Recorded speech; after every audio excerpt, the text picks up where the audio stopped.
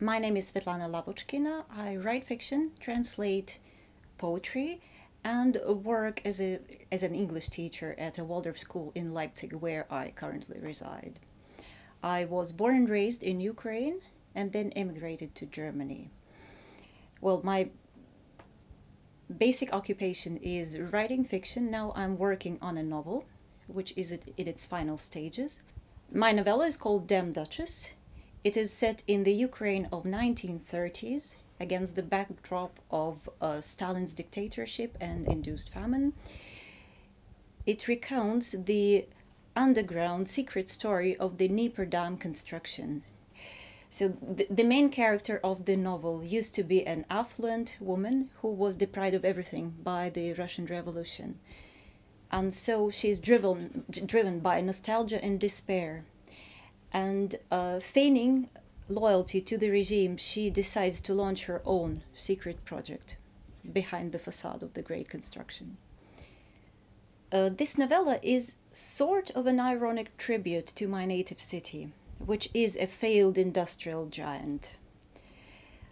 So I decided to tell this story of the Dnieper Dam construction, which is very well known and used to be even better known in the Soviet Union, even across in the world.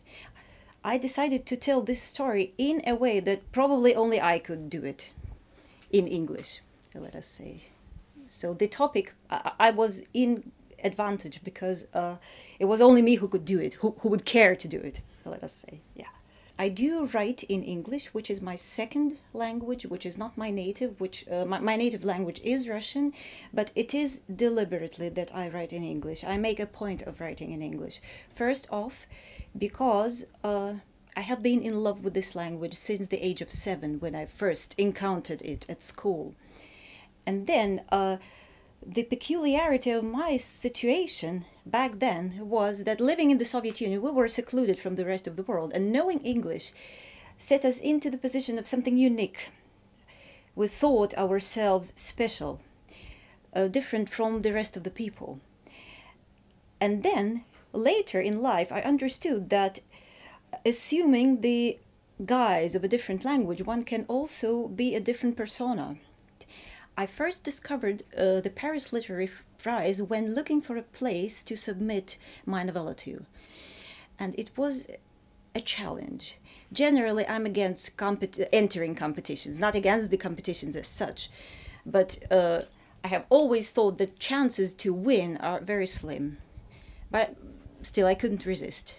I submitted this novella and waited and waited, and then it was a thrill, of course, to be on the long list, and then on the short list I just shouted you have to have the short list, and then there came a call from Terry, which put me into this state of shock.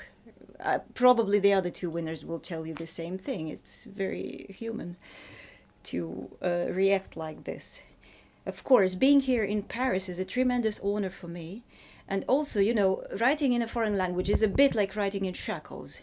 And having arrived here in shackles, so to say, then now I feel rather free.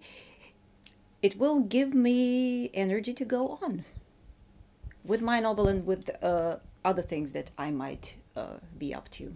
My dream, I hope it will come true, is to organize a literary competition for young people, writing in English as a second language, well, for German young people in my state of Saxony.